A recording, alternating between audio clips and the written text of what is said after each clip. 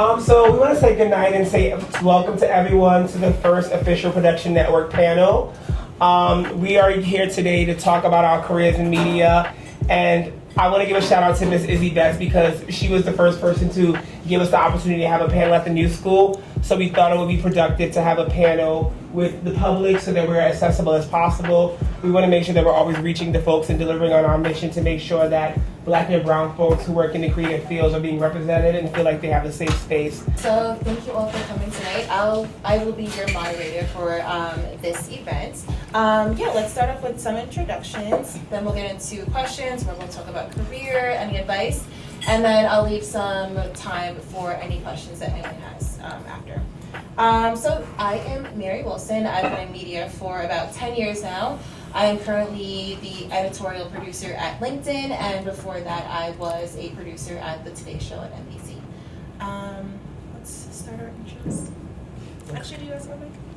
Okay. Here you go. Hello, everybody. I'm Gary. I'm from Miami. I'm a media strategist, a producer, a storyteller, a hustler, a person who embodies what culture is. I like to just envision and spell out what I think my opinions and my viewpoints of sports, fashion, and just what's going on in the media.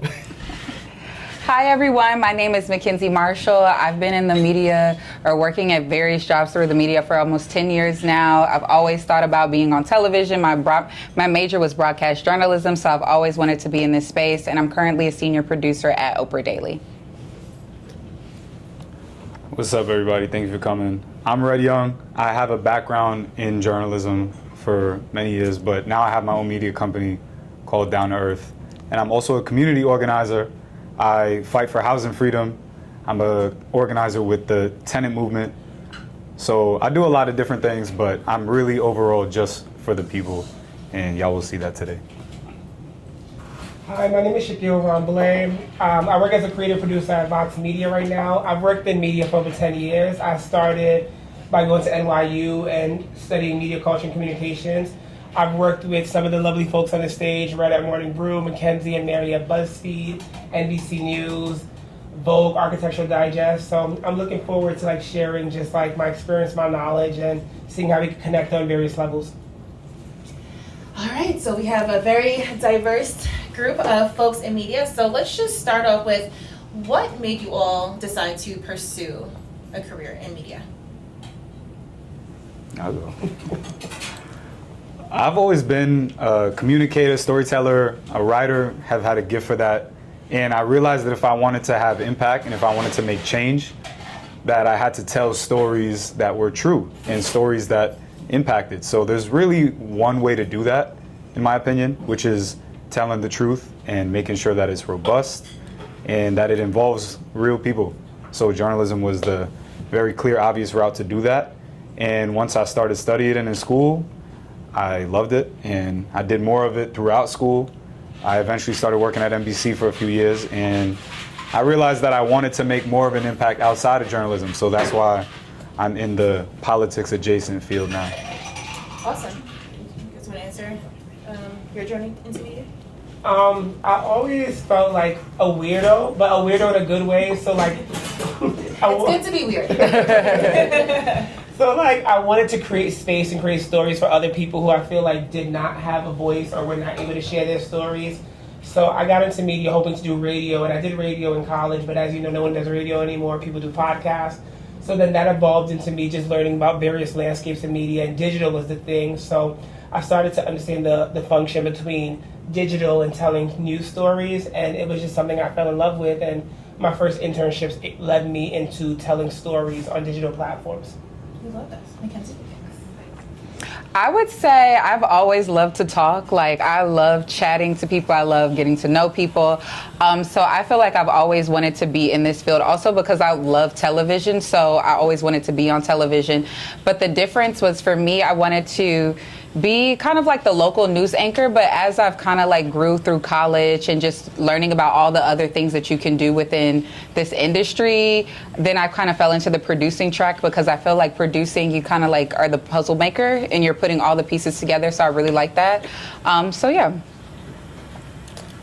I would say just watching like Howard Stern or like Larry King, like legendary media fixtures, and being able to be your own brand. Like I always saw them, you know, being able to be in the mix of sports, fashion events, and not just being one-dimensional. I never wanted to be a person that's just like, you can box me in.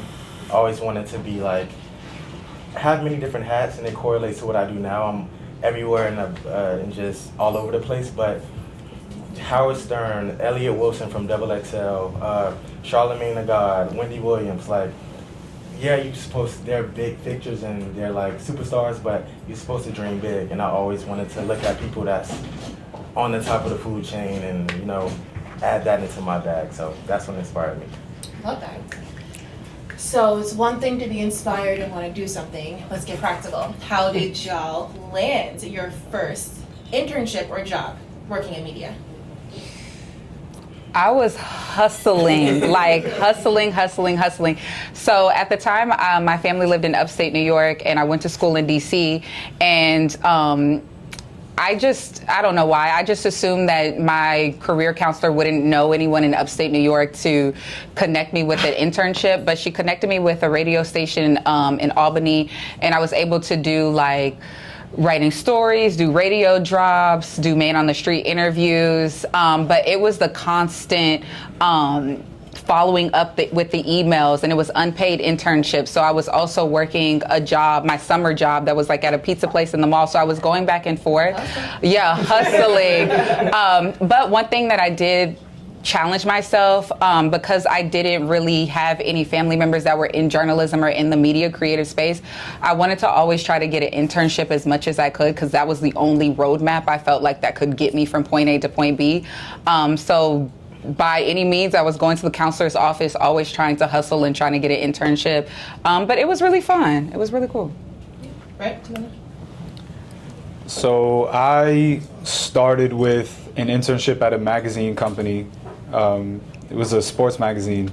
I was writing 6 or so articles a day about live sports, so it was really strenuous, very intensive, a real strong test of my writing ability and ability to just adapt on the go. So with that experience, I applied to a bunch of different places that I thought were out of my league at the time, but I got really good responses. And I got hired at NBC when I was a senior in college, and I started working there for a couple years. So it was really just a matter of believing in myself and having the confidence to reach out to the higher ups. That was always my strategy, is like, you could reach out to the hiring manager, but if you really want to get in, you got to go to the bosses. So that was my strategy, is just be myself and be like, hey, look what I could do. Look at my portfolio. Yeah, believing in yourself is everything. That's how I landed my first internship at the Today Show. I had no experience, but I believed in myself. It happened. 100%. I was at NYU, and at the time, like similar to Mackenzie, I was hustling, applying to every internship, and I could not get one for the life of me. And I always tell people to like the network across, because I met this girl who was interning for Beyonce and Jay-Z at Parkwood and Life and Times. So I asked her, like, can you hook me up? And she was like, yeah, which one do you want? And at the time, I chose Jay-Z, Life and Times. And it was a really cool internship because I was like controlling the social platforms, controlling the Twitter, tracking social plans, and that kind of led me to my next internship, which was at NBC, and then that just kind of like laid the groundwork to help me do more things. So I always tell folks, it's not sometimes reaching up, but like reaching across from you and seeing how you guys can help one another. That's great advice. Karen? Mine's a super unorthodox. Like I would sleep outside of radio stations. Yeah. Awesome. Download LinkedIn Premium, pay $50 a month. Reach out to like recruiters, no response. So I had to do what I had to do. So going into like Miami, I'm from Miami. This is a big party city. Going into like the club culture, like I was interning with David Grintman. He's like one of the big hospitality guys in the United States. Going from there, having to bet on myself and talk to artists and like, hey, can I get an interview with you on my personal platform, and just building my own name and just betting on myself. That was, I would say, my internship, was just doing what I had to do and just betting on myself. Okay, and so once y'all were in there, was there a story or a project early on that really made you fall in love with media and working in media? Yeah. I feel like it was always in me. I'm a chatterbox. I like to talk. So once the battery was in my back and I got confident in my speaking ability and able to being able to storytell and talk to people and being able to translate that in 13 minutes of an interview, I feel like I can do it. So that was the changing block for me. It was being in that situation, actually putting the pedal to the metal and doing it. Yeah. And Mackenzie, I know you have a great recent story. Can you talk about one of the biggest challenges that you've had to overcome in your career so far in media?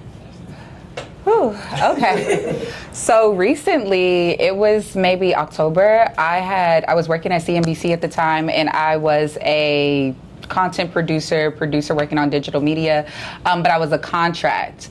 And I was contract for technically 2 years, and apparently after a certain mark, you can't be contract, so they either have to hire you full-time, or this is what I was told.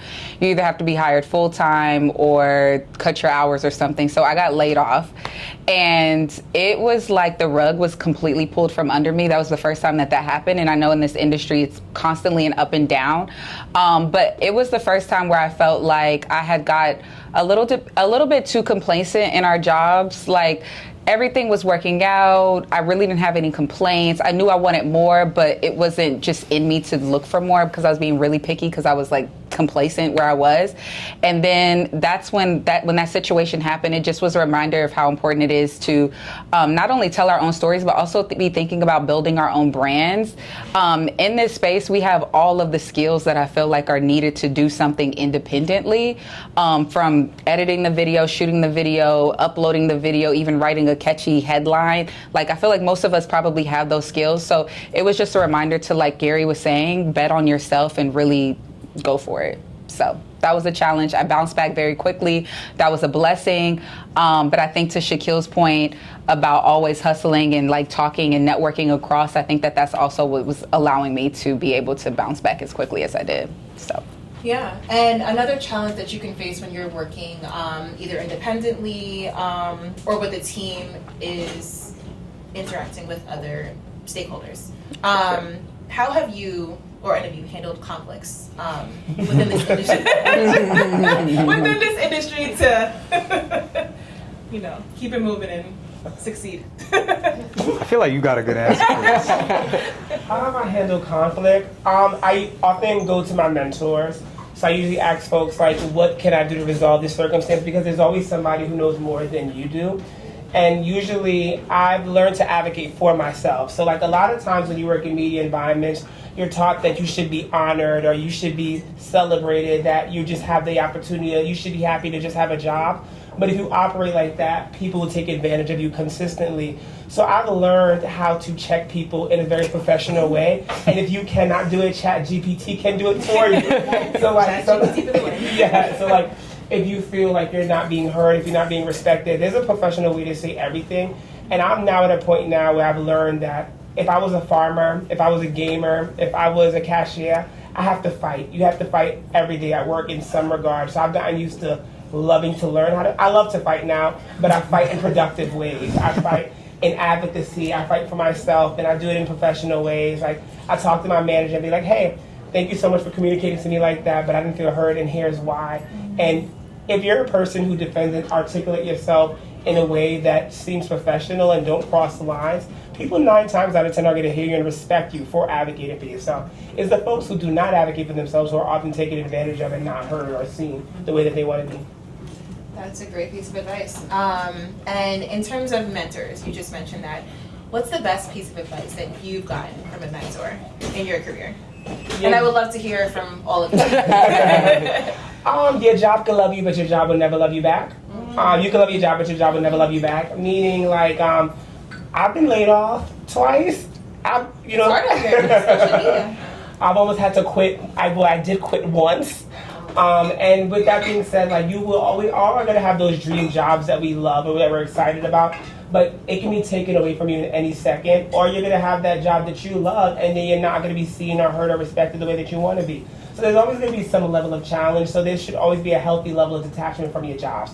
I always tell people, do good, but don't give them your Beyonce performance. Give them, don't give them your Coachella, don't give them your Beachella. give them enough where you're doing a good job and you're being respected, but I always say give yourself your all, because if you give it to a corporation or a job, if it's taken away from you, what do you have for yourself?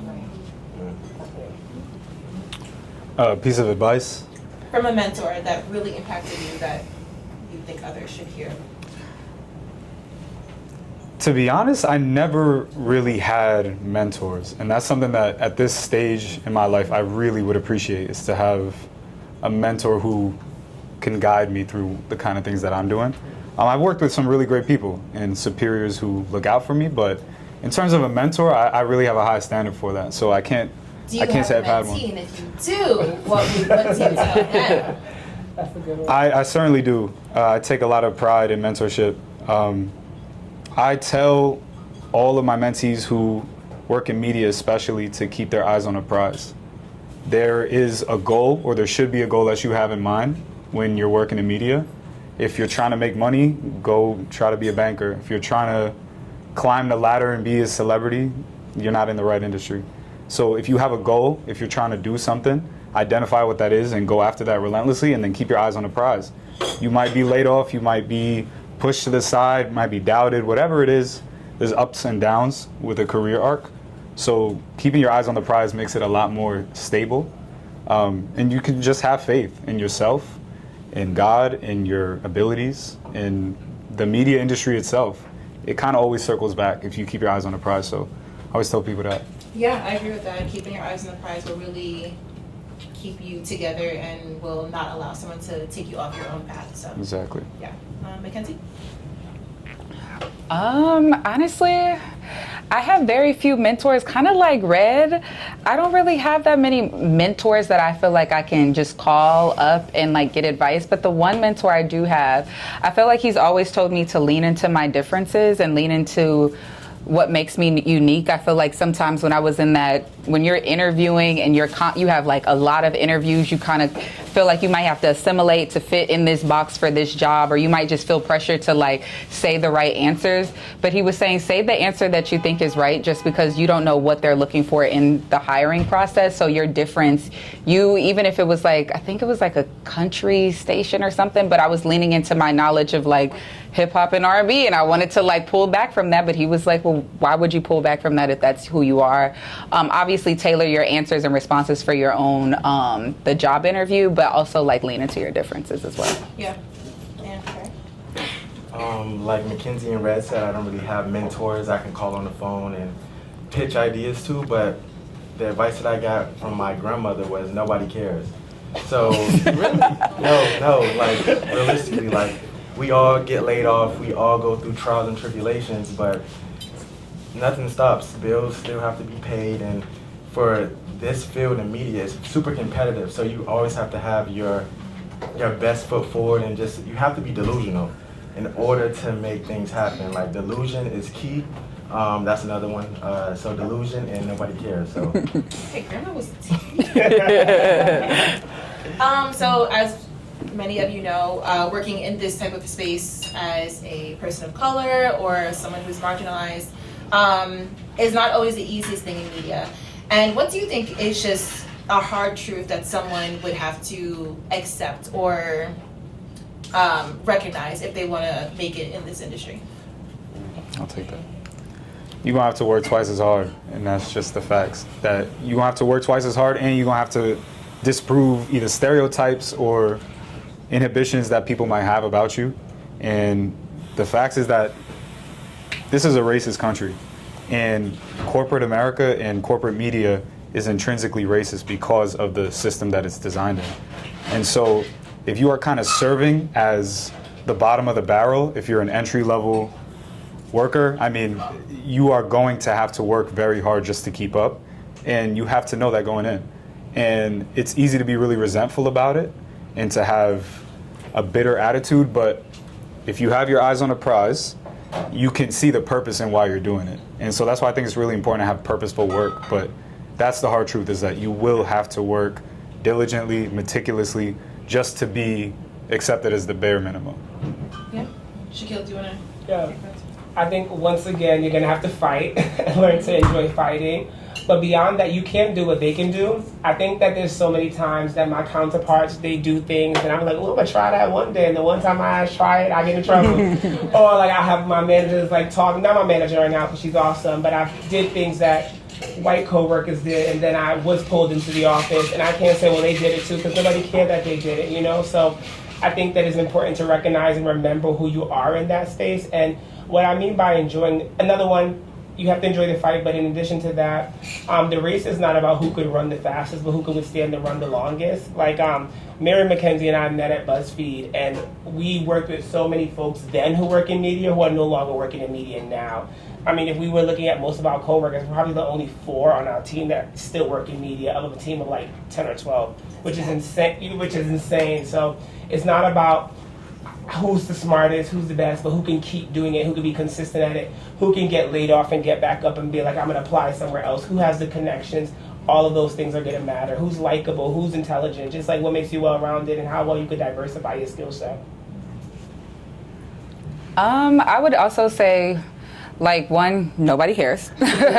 Nobody cares, but also something that I've been noticing, and well, not even been noticing, but in my experience, I have had to, like, and I hate saying this, but like be the voice, because sometimes I've been the only black person at the table. So when it came to like stories, when it came to, I remember I was working at the New York Times, and it was during Black Lives Matter, George Floyd, and there was just so much footage coming in that I'm like, are we being sensitive about this? Like, you know, you're working and you think it's a job and it's all of these things, but these are serious topics, and especially as being a black person, being a woman, when it came to like reproductive rights, and I'm the only woman there's certain things that you will have to be the voice for. And honestly, it's a lot of pressure, but in those situations, I do feel like also seeing on social media and people talking about, oh, this headline was offensive or whatever, to me, that means that somebody wasn't at the table. And if there was someone at the table, maybe they didn't feel empowered enough to advocate and call something out.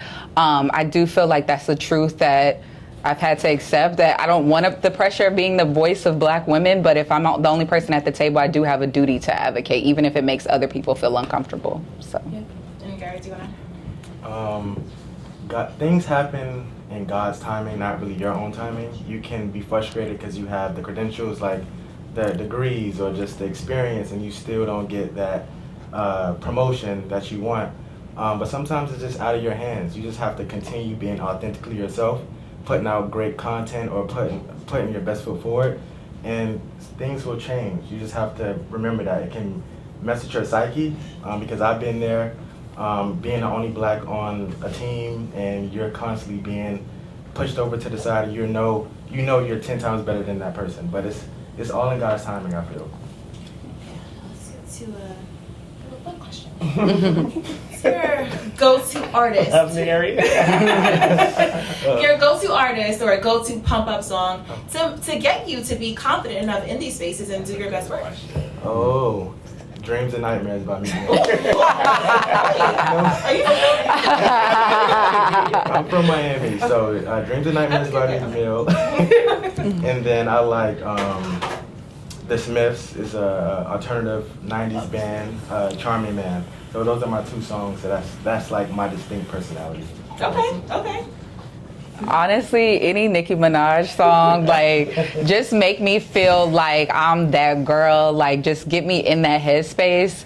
Yeah, literally Nicki. Normally it would be Beyonce too, but I feel like Nicki just has that raw, like that heart where it's like, okay, girl, okay, I feel very confident to step into this interview or wherever I'm going. 10 Talk by NBA Youngboy. Not NBA Youngboy. Y'all think I'm playing too. Beyonce, I'm that girl. And Nicki Minaj, I'm the best. Yeah, yeah. Those 2. For sure. Okay. If you had to categorize your career into one headline, what would it be? Ron Blaze coming. Ooh, not you had that. He already had that. I don't even know. Our career in a headline? Yeah. Red is down to earth. I would say what's really going on with Mackenzie, because I only say that because I've had so many jobs. Like every time I go home, I feel like I'm telling my family of a new job. So yeah. Redemption. Okay. Yeah. Okay. All right. So, where do y'all see the industry heading in the next 5 years? I gotta take that one. I think that like right now with AI being a thing, Yeah, I know you want. but I think with AI being a thing that people are gonna really have to diversify their skill set and know not just like technological stuff but liberal arts stuff, because AI can do a lot of our jobs, but AI does not know about who are, like it can't present who are the best philosophers. For example, like back in the day, we told everybody to go to school and become software engineers, but now AI is being able to replace engineering and do the work that engineers was once doing. But what AI can't do is talk like how we're talking right now about Socrates and talk about philosophy. So I think that the future of the industry is going to be relying a lot more on generative tools such as AI, but also being well-rounded enough to have a skill set so that you could kind of compete with AI, if that makes sense. If you can do the things that AI naturally just can't do, like having that human-to-human connection. So that's what I think. So diversify your skill sets. I was talking to Mackenzie and Mary about this just now. A lot of the people who I know who are struggling to find employment, their fields are very niche. And the journalists and creatives who do the best are the folks who can do branded content, but they can also do political news, but they can also do entertainment news, but they can also do culture, but they can also work at LinkedIn. So I always tell folks to diversify your skill set and do not have that one thing that you do, because it might get placed out, or then you might have to compete with somebody like Mackenzie who could do 3 things, and then you're like so niche and pigeonholed to just culture writing or just entertainment writing or just political writing or just tech writing. You want to be able to like be like a badass in a multifaceted world, you know? I totally agree with that. I would have never thought that I would go from hard news to now working at LinkedIn. And you did entertainment news too. Yeah, entertainment. So I agree. Diversify yourself. Right? So the media landscape will effectively be neutralized within the next 5 years. It will look dramatically different within 5 years. Tell us more.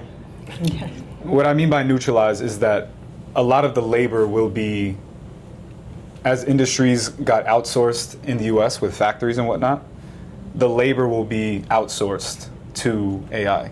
But that doesn't mean AI is necessarily taking jobs. It will create opportunities for other jobs. And like Shaq said, there will be an emphasis on the skills and the attributes that are unique to humans, such as performance, fashion, independence, just being able to be a unique individual and being able to express that. Those are things that people will never look to AI for. And if you can diversify your skill sets and build on what makes you unique, then you will be well equipped to succeed in life generally.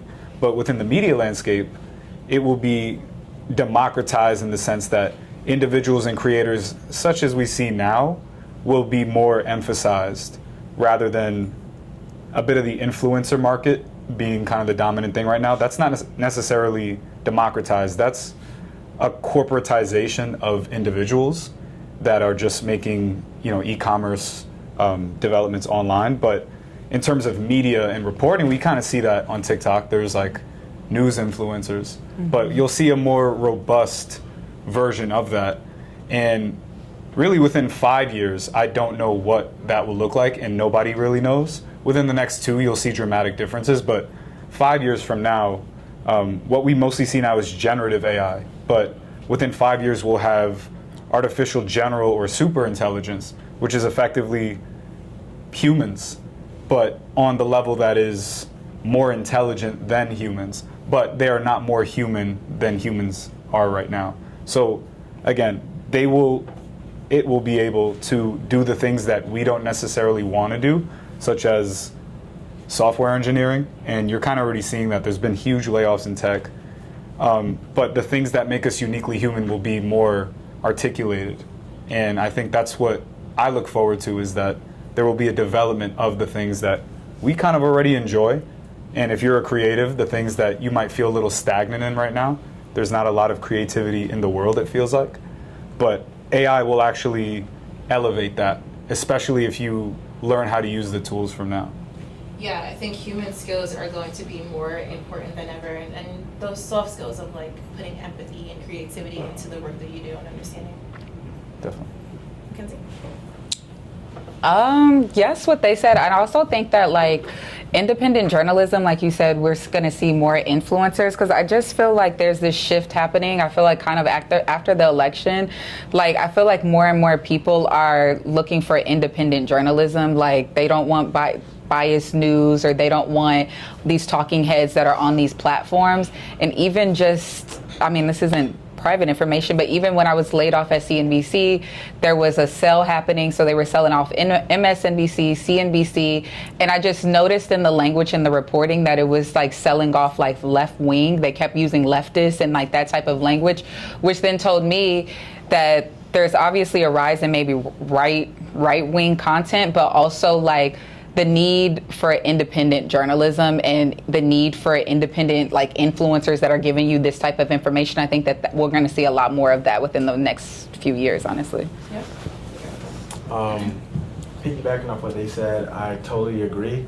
But now with social media, TikTok, Instagram, Twitter, or X now, it's a popularity contest. Like even when you look on ESPN, they don't have like trained journalists. They have like ex-NBA players all through the segments. There's no journalists. You have Stephen A. Smith, of course, but it's nobody else. It's all ex-athletes, because it's popularity contest. Even like shows, Kai Cenat will be hosting it because he's the biggest streamer in the world.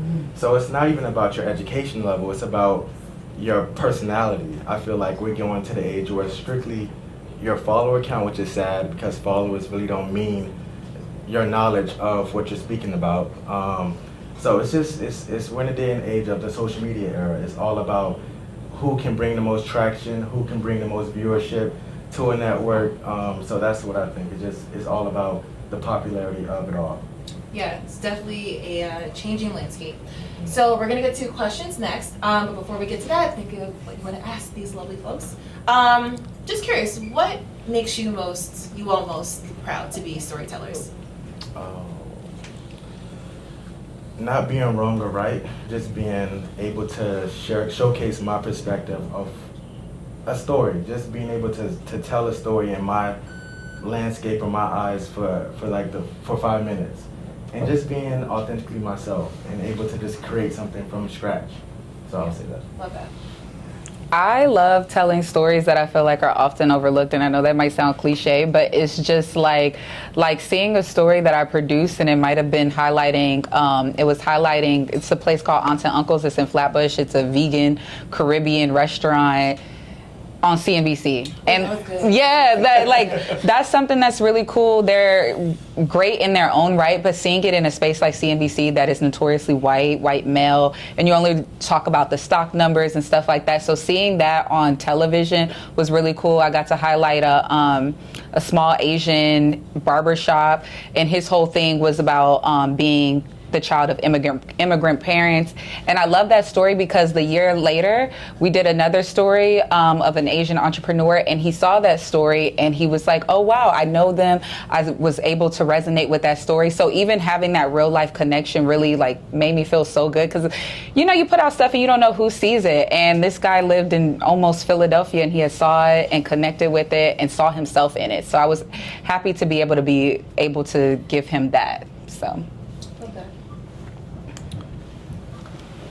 I see a majority of my work as purposeful, and I see my position in the broader landscape of humans as somebody who has a duty to do what I do.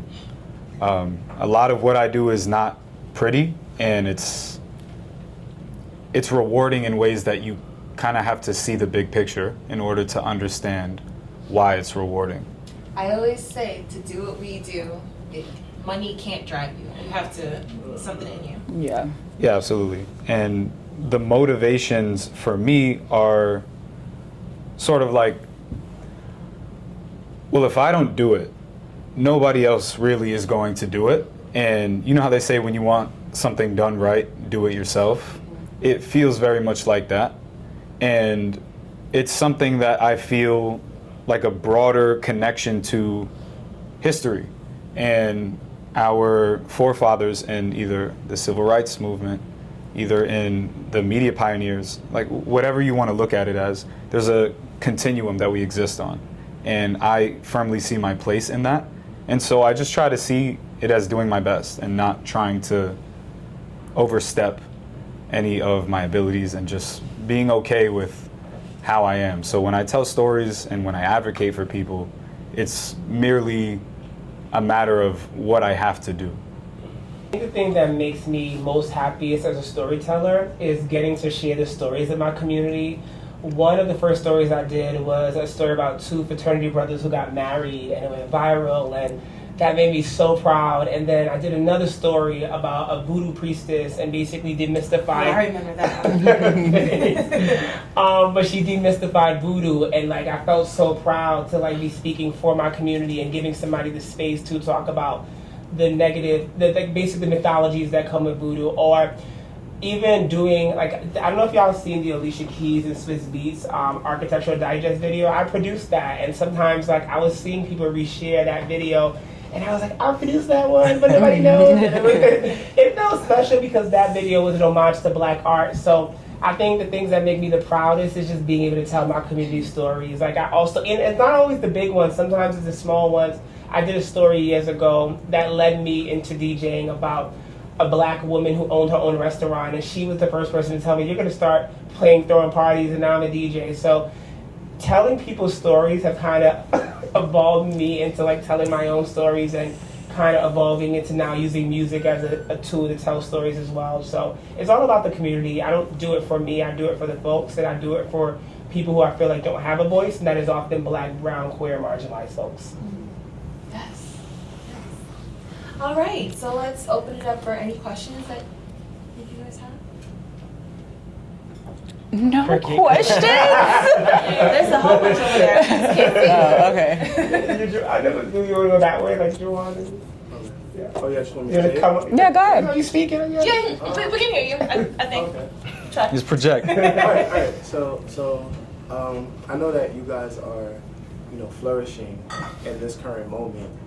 And y'all spoke about the low times and, the fortitude and the strength and, all of that necessary to continue. So, like, what are like some strategies or some tactics that you guys tap into when, things aren't going as well? I'll say this because my team didn't say this. Everyone needs to get a mentor. Like, just get like one mentor who can like talk you off the ledge when you're like going through it, because layoffs are gonna happen, things are gonna happen. So if you don't have a mentor, you need to like network across it and have somebody in community, because sometimes Mackenzie has been my mentor and she's young. Oh, Wait, just in case. sorry. Oh, sometimes Mackenzie has been my mentor. Mary has been my mentor when I was at BuzzFeed. So sometimes we have this idea that mentorship needs to be this person who's older and know more than us, but sometimes we can mentor one another, and sometimes you can mentor yourself. So sometimes you just need to be that voice of reason to yourself and understand that the hard times are going to happen. And when I've been laid off twice, and I never thought I was too cute to pick up an outfit and start waiting if I had to. Things are going to happen, and you just have to be adaptable.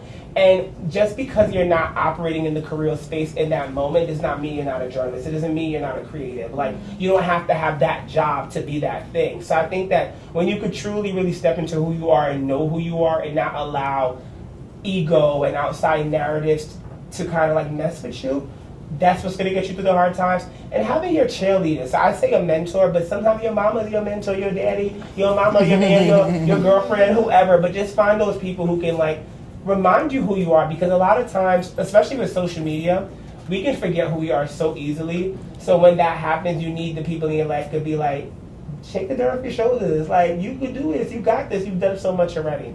That's what I think.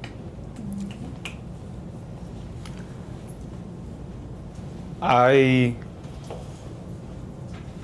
settle on consistency and just doing what I typically do.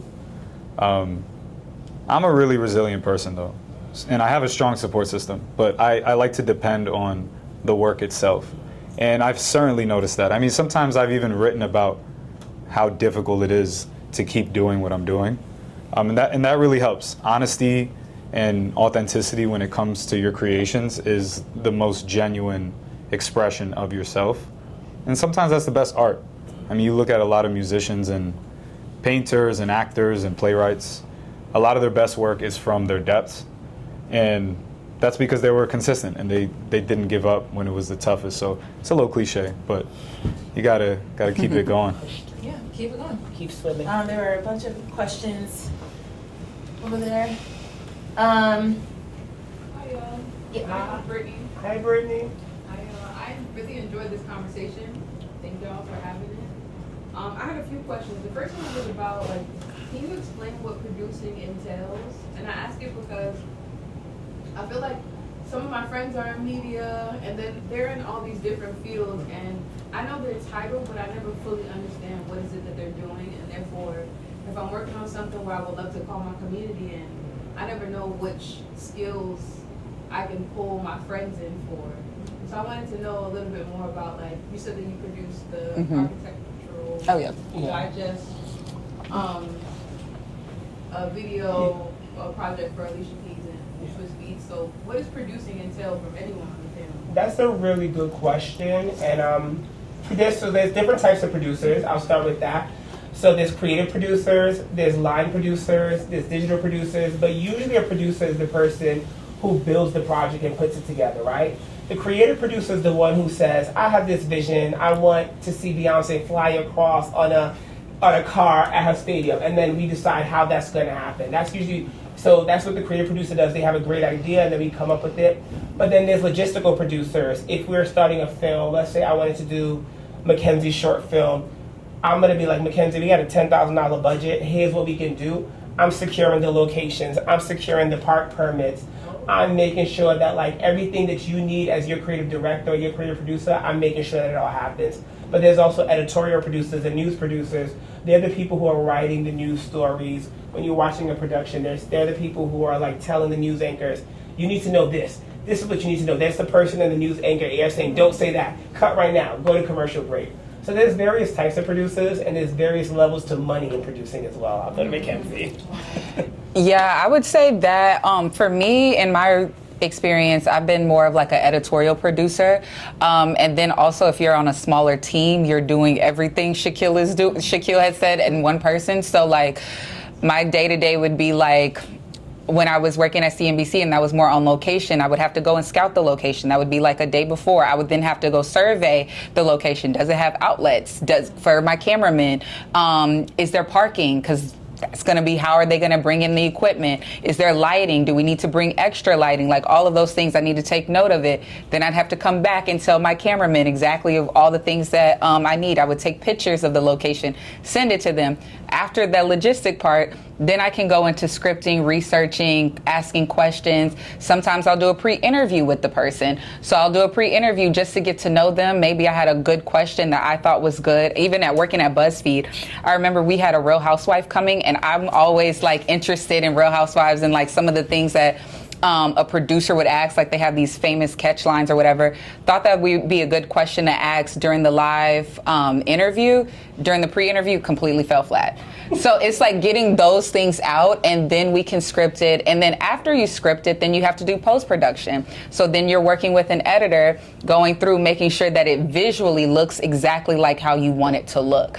Cutting the lines, like say if it was an hour-long interview and you only have 12 minutes for a YouTube video or wherever this is going, then you have to go through and cut it down. So it's a lot, but I would say, like how Shaquille said it, you're putting all of the puzzle pieces together.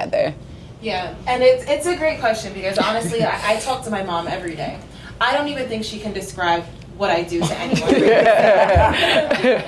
But I would say across all avenues of producing, you have to have the innate ability to be able to tell a story from start to finish and be able to visualize that, whether that's through video, writing, audio. You need to know what will be compelling for someone else to understand the point that you're trying to get across. I answered that. I have one more question though, I'm sorry. AI was mentioned, and the stage that it's currently, which is generative right now, is generative. But 5 years from now, you had said something about it being more human than human, and I was trying to process that, but can you spend a little bit more time explaining what it'll evolve to in the future? So what people see AI as now, if you use ChatGPT, that's generative AI, which is, in ChatGPT's case, a language model, large language model. So you can think of it as a big Rolodex of ideas, facts, information, talking styles, languages. And when you put in a prompt, it spins the wheel and takes whatever it thinks is best to produce back to you. So that's nothing like a human. We don't work like that. Humans work with reason, context, the environment, whatever it is that makes us human. However our brains work. We have a neural network. Different parts of our brain connect and collaborate to make sense of reality. And that's effectively what artificial general intelligence would be. But artificial superintelligence is what I was saying is much more intelligent than humans by far. I mean, ChatGPT right now is much more intelligent than many PhDs when it comes to STEM and certainly with language. But superintelligence is something that we don't know what that will look like. It's speculated that within 5 years we'll have superintelligence. I think by the end of this year we'll have general intelligence. And general intelligence would be like if we were able to find some humanoid robot host and put the general intelligence in that robot, you would not be able to tell the difference between that and a human. In fact, you would just think this is the most charming, intelligent person you've ever met. And that's just general intelligence. And so things like that will certainly replace lower level, for lack of a better word, jobs. Jobs that are not necessarily so labor intensive, jobs that don't require so much human input. But when it comes to the things that make us human, superintelligence will be able to do that, but it will just be something that humans will prefer not to engage with. At least I think everybody in this room. But yeah, it will be something that this will be the story of everybody in here, of our life, is we will witness the onset of AI and the integration of AI into human society, and we will probably see the fight for AI rights as citizens, as Oh my goodness. workers, and yeah, it's all That's crazy. it's all that real. But that's why I say, like, we need to lean into being humans, because that is what will distinguish us from AI, and that's what makes us special. And we will not be as intelligent and productive as AI, but intelligence and production is not what should define humans. I think what defines humans is our empathy and creativity and our flaws. Yeah, and I can give a tangible example. I work at LinkedIn now in a tech, very corporate environment. So those AI models are integrated into my job daily. So we can do an interview. That model can go through a script and pick out, oh, okay, here's this keyword for leadership, and we want to talk about leadership. But would that model be able to recognize the nuances between like a Trump or Obama? No. So that's where I come in, where it's like, okay, I'm using my knowledge, my creativity to tell the story that needs to be told versus the AI model doing the legwork to point out the important things, but then I use my human skills to create the story that really should be told.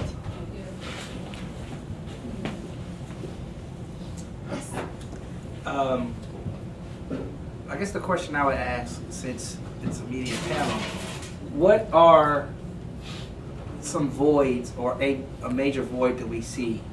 And is there, with this new technology coming, is there a way that we can fill it for? I see a social void already. I'm like, oh, maybe it's my As we see media is under attack, we see that with Donald Trump as our president. Journalistic organizations are being sued, publications are being sued, how we're being asked to tell stories is changing. Joy Reid just got, her show just got canceled. So I think that a big void that we're seeing is basically, there's not, as we already know, journalism is a very white corporate field to work in. So I think we're going to see a void of just having us being able to tell our own stories. So Mackenzie was talking about this, and Gary knows about this as well, the rise of independent journalism and finding unique ways to tell our own stories, which is why I recreated this, because that's what's under attack right now. So that's one big void that I'm going to see, that we're all seeing is like, it's happening and it's going to continue to happen. So just finding unique ways to like advocate for ourselves and share the stories of our communities, because right now, DE&I does not have to be like highlighted anymore. No one has to act like they care about it anymore, sadly. Another void that Shaq highlighted is a social void, and it's another reason that we started this media collective. Is there is a sincere decline in sociability amongst humans, and there's almost a non-existent element of community in the United States, and especially within the sub-communities of the United States, racial groups, cultural groups, religions, and whatnot. The element of community is deteriorating, and that's also what makes us uniquely human, is the fact that we are able to connect, find ourselves amongst others, and do something for a purpose outside of ourselves. That's what I always say, is that's what makes us special as humans, is that we can concern ourselves with something outside of our own skin. There's no other creature that can really do that. We are able to make sense of nothing. We can be in a room with nothing, and it can be just you and two other people, and now you have community. So that's something that we are in a dire need of. That's why we're here. That's what a lot of my work focuses on, is just building and fostering community. And that's something that AI can either really embellish that sort of void, or it can create opportunities to make it much easier for humans to connect, which is how I hope it works for myself and my communities. But I do think you'll see a serious rift between those who do not want to socialize. I mean, you're seeing it already. The pandemic really created a big split in that, not just in media, but in general. I mean, you see it in New York. It's just not the same city. And this was the most communal place on earth. So AI will create a sort of split in that. And it will be up to the people who want to be communal and want to be social to use the tools or use the landscape to create that.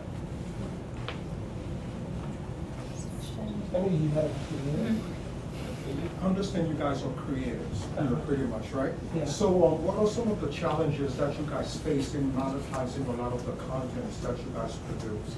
And what is the team dynamic like with other teams to ensure that, you know, your creative stays authentic to what it is, to what you guys produce, and how do you guys, you know, monetize that? That's a great question. Gary? Yeah.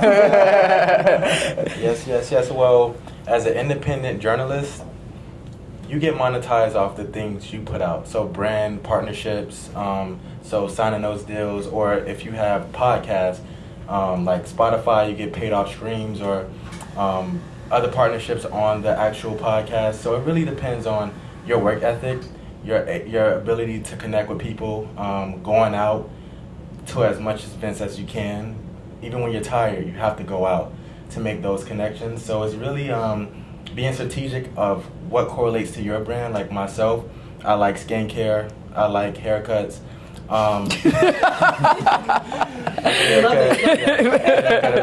So I would strategize something that correlates to my brand, because I don't want to be fake, you know, just doing something for a check.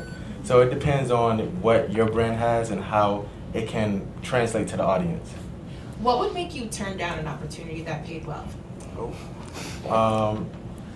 I mean, if it doesn't align with me personally, like, of course, we all like money, but I'm not money hungry for something that's not authentic to myself.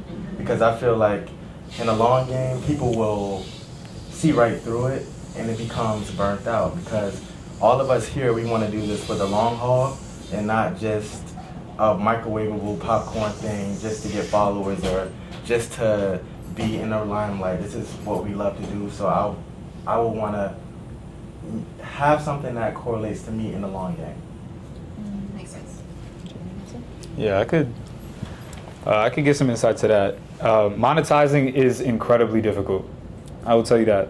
When it comes to being an independent creator, there are certain standards that platforms set For example, you can't even monetize on YouTube unless you have a certain amount of subscribers, unless you have a certain amount of certain rate of engagement, watch time, click-through rates for newsletters.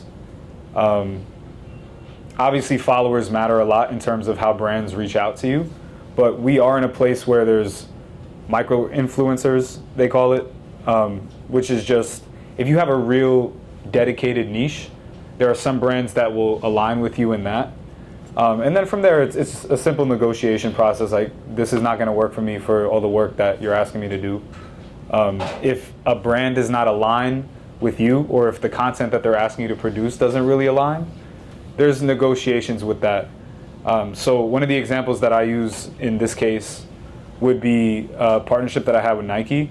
And Nike is a large corporate consumerist company that just kind of like doesn't align with me whatsoever.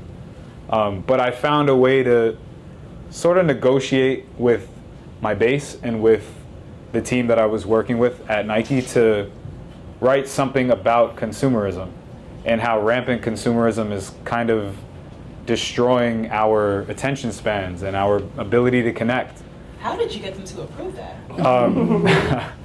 It's just a matter of like, this is what my brand is about, and I'm still gonna allow y'all to advertise, like literally advertise a pair of sneakers at the end of the piece. It's like super ironic. But you'd be surprised at how flexible a lot of these brands are. Especially with Nike. I mean, it's not like Mr. Nike is talking to you on the video call about your piece. It's the team that is working with influencer managers and influencer marketing. So a lot of them are just like, oh yeah, that's a great idea. We love that. Like they kind of love anything if you come with a plan. So that's like a really big thing that I do is I lay out a plan. People love a deck. If you visualize it, if you talk about, hey, look, this is what my followers want to read about, they're more likely to read about that than like, yo, look at these sneakers that I bought. Like, look how fresh I am, whatever it is. Like, they're not going to feel that. They're going to feel like, damn, like that was mad bold for you to take that risk. Like, that's most people's reactions. Like, how did you get them to approve that? And I think when you outline that and illustrate it, especially for a brand who's trying to make engagement with a brand like mine, which does not align with theirs, it's an untapped audience. So they want any way to get engaged with my base, and I know what my base wants. So it's just a matter of coming prepared and taking risks. And that authentic storytelling. Yeah, literally. Right, exactly. I'll say something else about that. So here's the second part to my question, right? Because coming from like the strategy and tactics and data analytics side of things, right? And portraying those authentic stories, sometimes my challenge is that they don't have enough reach for the brands and advertisers that I represent, because I'm constantly having to optimize. I'm constantly having to find like different types of strategies or tactics to actually get the reach that the advertisers need. That the money, that the budget that you guys need to actually keep going, right? Just keep your jobs, pretty much.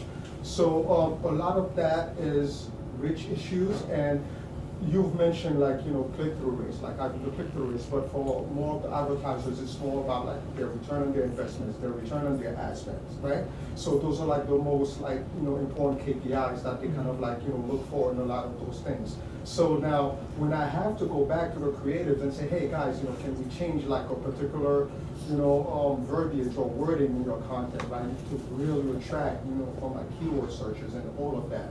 So I'm having to have like that challenge, like the dynamic is a little bit tough, right? Working with a lot of those different teams, and then having to go back to the advertiser and say, okay, we are able to make those particular changes to the creative, whatever it may be, right? And then now in doing that and seeing those reach, now a lot of my creatives are not happy because then their work is not really what they initially intended to produce. So I'm wondering like how do you guys actually handle those types of communications and changes? So I work in branded content, so I'm working with creators all the time. And branded content basically is content designed to look almost like editorial, but it's actually a brand sponsoring it. So you see this with Walmart, HSBC, Target. Every single brand has a budget for branded content. And if you are creating something for a brand or a company with a creator, usually as the producer, I set parameters and guidelines to make sure that it works for the content creator, but most importantly the brand, because they're cutting the check. So I think that it often comes down to did I pick the right influencer or did I pick the right talent to work with this brand? Because it needs to be a double alignment. It needs to work for the brand, but then the person. So I think oftentimes it's finding that middle ground to make sure that the person feels confident and it represents their stuff well. Because think about it like this: if we have a relationship and we're trying to form a partnership and find something that works well for both of us, and I'm sharing it on my platforms, if it doesn't look good for the people that for my audience, it's not going to do well. If it doesn't look good for your audience, it's not going to do well. So oftentimes I tell people it's really pivotal to make sure that they choose the right talent and the right creators to work with, and then make sure there's a true cross-functional alignment so that both parties are satisfied and things don't go awry. I find oftentimes when those things happen where the creator is mad with one word or things didn't work out with one thing that was said and we're making a change and people are upset about it, oftentimes the right person wasn't chosen, and sometimes these influencers can have egos and attitudes, so it's often being able to people manage that as well. So once again, finding a healthy song and dance balance to make sure that both folks get what they need at the end of the day. And we have time for one or two more questions. Okay. Thank you. So I see your hand up right there. My question is, if you guys had a channel that was being broadcasted all over the world and everyone was to tune in, what story would you tell? Start that way? Yeah. Yes. I don't know. In 2021, I did a documentary for trans women. I feel like their stories need to be translated and just showcased more, because I'm a part of the queer community. I feel like they take the most heat, and it's not in the Black community. I feel like it's not broadcast enough. So that would be the first thing I would discuss, but more sports. I love sports. Hey, but yeah, trans women. Mm-hmm. I don't have an answer yet. I want to. I would tell the world that housing is the foundation of all health and dignity, and it is perhaps the most important fight of our lifetime. With all of the emerging tech and all of the convergence of different issues in the world, the most important thing is our housing. And there's a housing crisis going on across the country, and it is reaching an irrevocable place, meaning if we have one more slip, if we have 3% of a rent increase, the entire bubble will burst. And if that happens, there will be a housing shortage that has been previously unseen. We are already in a recession. Our housing is the foundation of our education, of our spiritual lives, of our family lives. And all of the things that we are already seeing deteriorate are fully threatened if our housing is pulled from under us. So that's something that I don't think people realize. And I think people realize that rent is expensive, and it's like, oh man, I don't want to have to pay the rent this month. But it's like 50% of your paycheck goes to rent. If you live in New York, it might even be a little more than that. And that's to live uncomfortably for something that you don't own. So it's a phenomenon that we've accepted because there hasn't been an alternative. And it's something that I think people should take more pride in. And if we had more pride, we would have more demands and therefore more responsibility and accountability for where we live. And I think that's what we need if we're to solve what I think is the biggest issue in the country right now. So I'm gonna start this show in the next 5 years, so none of y'all gonna steal my idea. I'm really fascinated by the idea that Black and queer people, we always find one another no matter where we are. So I have an idea to start a travel series where I go all over the world and I find Black queer people. I'm talking Afghanistan, I'm talking Saudi Arabia, because I went to Jamaica to study homophobia and I'm gay, and I came back alive and I studied there for 3 months and I had the time of my life. I found Black queer people, I found the underground bashments, I found the true dance hall gay queens, and people always ask me how did you do that, and how did nothing happen to you? And I think that Black people and queer people, we always find unique ways to create safe spaces. So I want to just go everywhere, like every single country, and just even Antarctica, find that one gay person there. You know, and I'm dead serious about it too, because like I think that community is essential. And the core of the show would be basically like, you know, find your way back. Like we always find our way back. So watch out for it in a couple of years. So funny. Fingers crossed. And then one more question. So you guys spoke about briefly about ego, right? So I would love to ask, like, how do you check your ego, recognize that it's not working for you in that moment, and like, how do you move forward? I'm laughing because my mentor is right there, and she always tells me, I'm gonna warn you again about your ego. The ego is necessary because it reminds people who the fuck you are. I'm gonna be honest. Like sometimes you need to be like, okay, wait a minute. So the ego is necessary, but to your own detriment is where the ego needs to go. You know what I mean? Like pick and choose your battles. That's something I've learned hard in this life. Like not every day is worth the fight, and basically the best warriors know when to subdue so they can live to see another fight. You know what I mean? So like every time your ego gets a hold of you, ask yourself, what are you losing in? Is this fight really worth it? Like, is it really, really worth it? I was in yoga the other day, and she was like, it is harder to love, and it's easier to hate. And I was like, she's right, you know what I mean? Choose love, because like, 9 times out of 10, every decision that you make based off of your ego, you regret it, and it blows up in your face even more. You know when your ego is driving you, I gotta get the last word, I gotta say something to that, she had me messed up, you know what I mean? She had me messed up. So like, when those feelings jump out, control yourself, because it's just like, is it worth it? And what you lean into grows. So if you lean into positivity, that's gonna magnify. If you lean into negativity or drama, that's gonna magnify as well. But at the same time, don't let anybody humble you. Yeah. People in this industry will try to humble you. Yeah. And I don't know a lackluster person of color who works in media, because like we've said, you have to be twice as good to get half as much.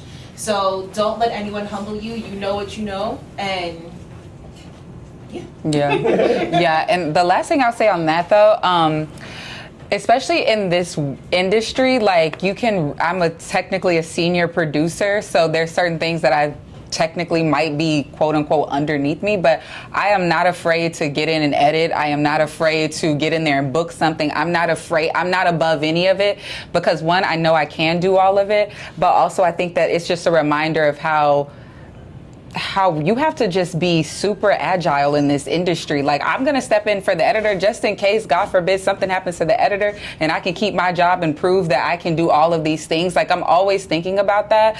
So checking that ego, like she said, though, there are certain things I don't want you to think that I'm saying that you have to take on all these things, because they will take advantage of that. If you start raising your hand a lot saying that you can do this, they will give you that.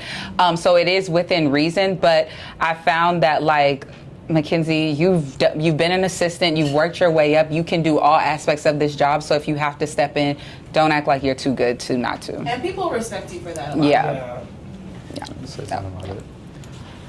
So psychologically, your ego is a protective mechanism. And this is something that will really, really help you in any decision you make in your life. It seems as if there's millions of decisions in any moment in your life. There's really not. There's usually 2. There's the one that you should do and the one that you know you probably should do. And then there's the other one that you might often do because you're afraid. And your ego is usually the one that makes you do the thing out of fear. You never want to operate out of fear, ever. It always gets you back to where you were and a couple steps back. So your ego is something that's going to make you feel maybe better in the moment if you're used to operating out of that. But if you start getting used to going with positivity and optimism, you start to take more steps forward. So ego is just something you really want to minimize, but you want to leverage it if you feel like you need a bit of a boost. But usually, honestly, you don't need it. Depends on who you are, I guess. Piggybacking off of that, you can learn from each and everybody. Everybody in here, we're all from different backgrounds, different ethnic groups. We don't know everything. Like, even in the media field, like, we all come from different areas and different networks. Just being able to just listen. You know, I guarantee you Oprah still listens, and she's the biggest media mogul of all time. So just being able to just open your brain and expand more, because we're always growing, we're humans. We always evolutionize ourselves. So, yeah. What did they say? No, nobody's bigger than the program. No one- Well, that's the end of our program. I hope y'all enjoy. That's Mary. Oh, and thank you so much for Mary, for our moderator. You were great. Yeah. And thank you all for coming. We really appreciate you all. I know Shaquille wants to say something. I want to say shout out to the bar owner Jeanette and Crystal for like holding this down and being so amazing and giving us this space. And the food is delish. The drinks are popping. So please support the bar. Make sure y'all enjoy yourselves. We're gonna stick around to talk to y'all, get to know y'all one-on-one. Give us y'all information. So the next event, which is gonna come in May. Follow on Instagram. Follow our Instagram so you get all the details. Because we're gonna be doing a lot more stuff. And each event that we do is gonna have a special value point. Red might talk about AI. We might have LinkedIn photos. We might have EPs come on. So keep following us. Thank y'all for coming uptown, by the way. The production network on Instagram is our Instagram. If y'all have any questions for any of us specifically, the production network on Instagram. If y'all have questions for any of us individually, we'll be around to answer those. But yeah, thank y'all for coming so much. Gary, thank you. Any departing words? Keep chasing your dreams. I heard the music Keep came on too. doing your thing. Per. I think that's it. I need a drink.